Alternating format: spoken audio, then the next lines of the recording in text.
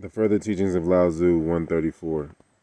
Lao Tzu said, "Governing things is not done by things, but by harmony. Governing harmony is not done by harmony, but by people. Governing people is not done by people, but by rulers. Governing rulers is not done by rulers, but by desires.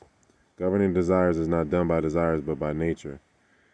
Governing nature is not done by nature, but by virtue. Governing virtue is not done by virtue, but by the way." When you get to the root of human nature by means of the way, there is no perversity or pollution. But when you are steeped in things for a long time, you forget that root and conform to a seeming nature. Food, clothing, ritual, and customary usages are not human nature. They are taken on from without. Therefore, human nature wants equanimity, but habitual cravings harm it. Only those who are imbued with the way can detach from things and return to the self. When you have means of reflecting on yourself, then you do not lose sight of the conditions and feelings of others. If you have no means of reflecting on yourself, then confusion comes into play when you act. As long as you indulge in your desire to the point where you lose sight of your essential nature, action is never correct. If you try to maintain your health in this way, you will lose your body. If you try to govern a nation in this way, you will disturb people.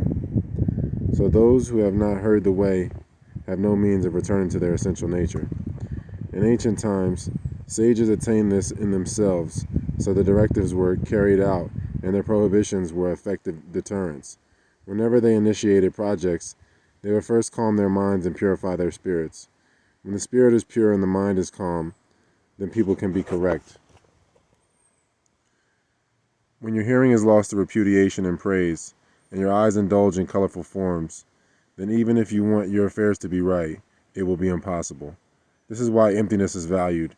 When water is stirred up, waves arise. When energy is disturbed, wisdom is dimmed. Dim wisdom cannot be used to determine what is correct. Rippled water cannot be used as a level. Therefore, sage kings hold to unity, whereby to bring order to people's feelings and natures. Unity is most valuable, with nothing comparable in the world. Because sage kings rely on the incomparable, they become directors of the world.